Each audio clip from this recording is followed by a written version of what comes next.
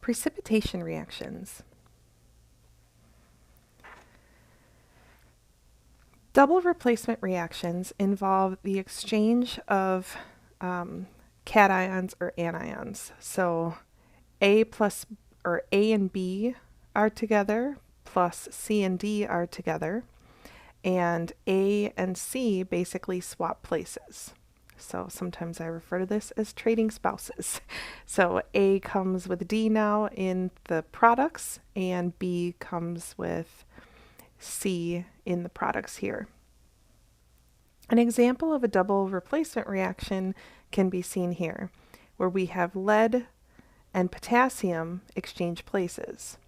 So lead forms a compound with iodine in the products, and potassium forms a product with nitrate in the products.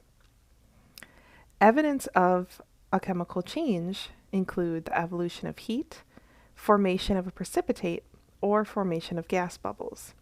We are going to focus on the formation of a precipitate. A precipitation reaction is one in which dissolved substances react to form one or more solid products, also known as double displacement or double replacement or metathesis reaction. What we will call them in this class more commonly is double displacement, but double replacement is also acceptable. Many reactions of this type involve the exchange of ions between ionic compounds in aqueous solution. Precipitation reactions are common in nature and in industry. Solubility. So solubility is the maximum concentration of a substance that can be achieved under specified conditions. Substances that have a relatively large solubility are said to be soluble. A substance will precipitate when solution conditions are such that its concentration exceeds its solubility. So soluble substances will remain in solution until the concentration exceeds its solubility, and then it will start solidifying. Substances that have a relatively low solubility are said to be insoluble, and that these substances are readily to form precipitates in solution. So this is a table of some common compounds that are soluble and insoluble with some examples listed here. You can feel free to review this.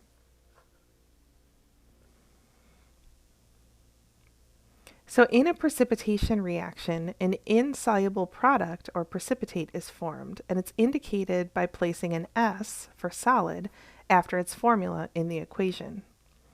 You can check the solubility table to see if a precipitate forms. So when we mix barium chloride with sodium sulfate, we get barium sulfate and sodium chloride.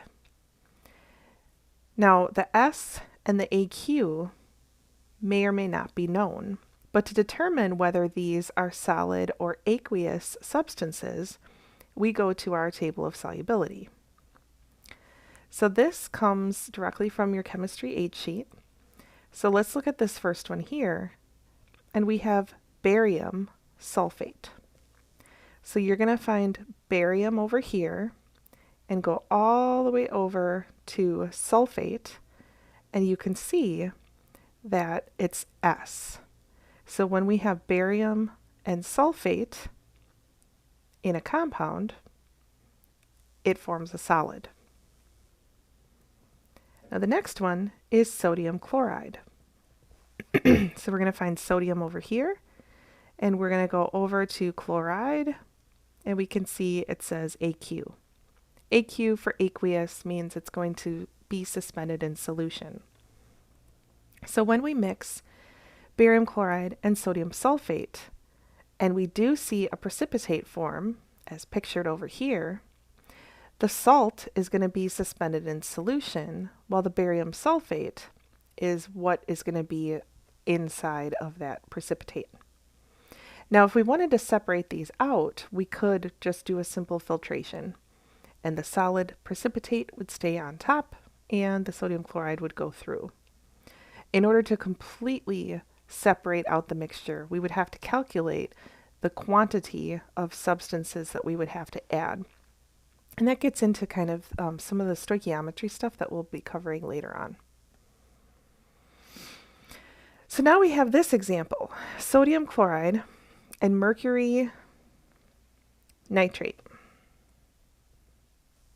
So when sodium chloride combined with mercury nitrate, mercury 4 nitrate, we can see that sodium nitrate forms and mercury chloride forms. So we go look up sodium nitrate in the table, sodium, and go over to nitrate. You can see all sodium is aqueous, so that's not going to form a solid. When we look up mercury and chloride, this one is not available on the table of solubility. This one says that a solid would be formed if it's not present on the table of solubility that I've provided. It will not be on an exam, so you won't have to worry about it for any exam for this class. So we will only concentrate on the ones that are listed in that table of solubility. So what are the likely products of the reaction of sodium sulfide with iron 3 chloride? So go ahead and pause the video and try to figure this one out.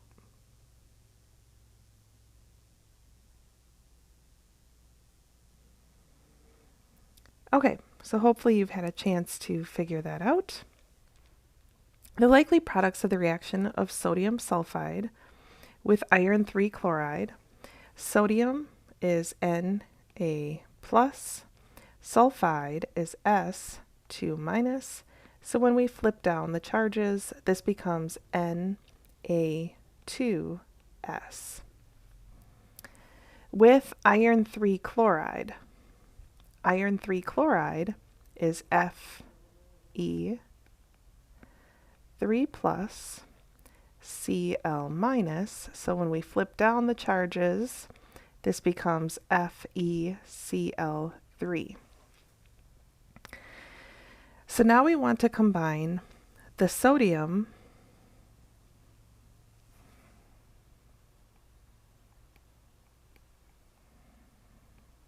sulfide plus iron,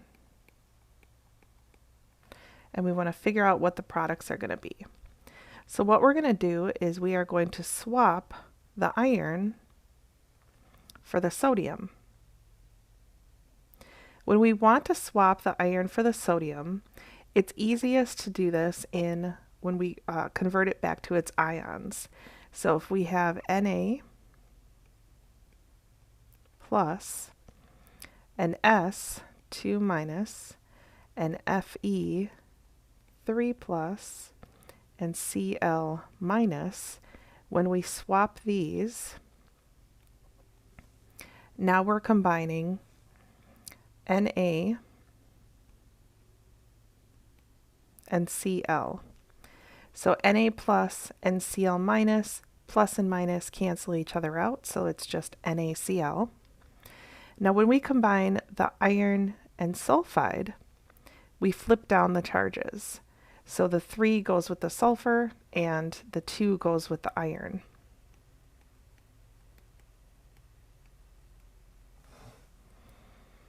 So your correct answer is listed here.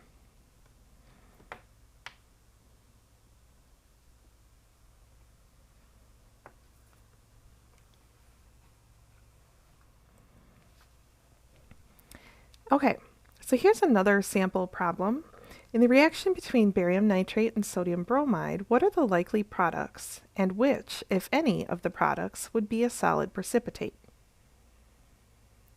So go ahead and pause the video and try to work through this one.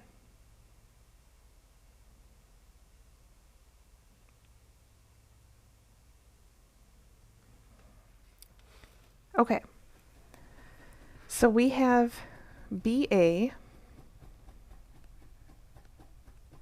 and when we flip up the charges to get to the ionic forms, we have 2+ and NO3-. we want to confirm that charge on nitrate, and it is minus, so we know that the charge on barium is correct. We know that the charge on the nitrate is correct, and we're going to move on to the next one. So when we flip up the charges on this one, it's just Na plus and Br minus. So now we're going to combine the barium with the bromide and the sodium with the nitrate. So if we have barium and bromide, and we flip down our charges, this becomes Ba Br2. And if we have sodium and nitrate, and we flip down the charges, this just becomes NaNO3.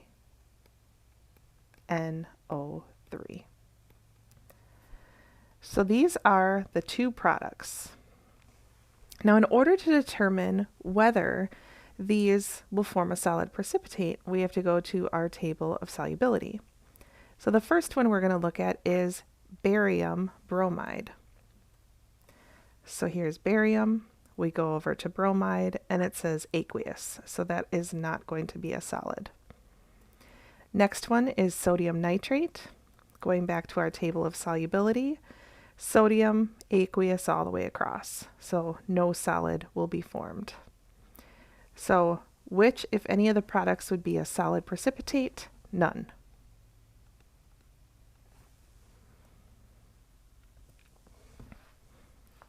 Okay, here's one more example. Go ahead and pause the video and try to work through this one.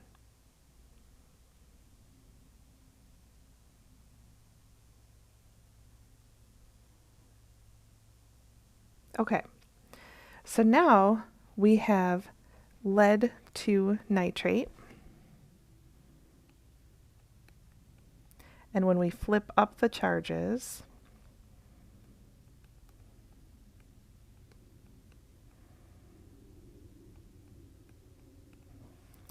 we get the charges as such.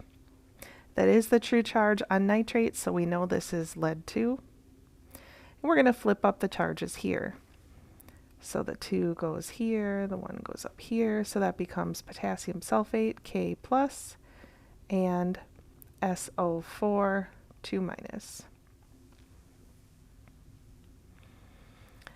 So those are the reactants. In order to figure out the products, we're going to combine the lead with the sulfate and the potassium with the nitrate. So we have K plus and then NO3 minus. When we flip down the charges, this is just K NO3 because the plus and minus cancel each other out. Now combining the lead with the sulfate, when we flip down the charges here, the plus 2 and minus 2 cancel each other out, so that just becomes Pb SO4. So now we need to determine if any of the products would be a solid precipitate. So first we're going to look at potassium nitrate. Potassium is aqueous all the way across, so that one is not going to form a solid. Now we're going to look at the lead 2 sulfate. So we have lead 2, and we go over to sulfate, and we can see that it has the letter S. So for sulfate, S. So that's going to be our solid precipitate.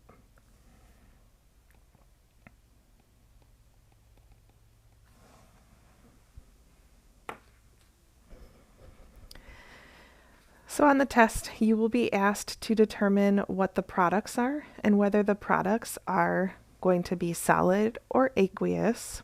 So having that table of solubility handy for these questions is going to be really helpful.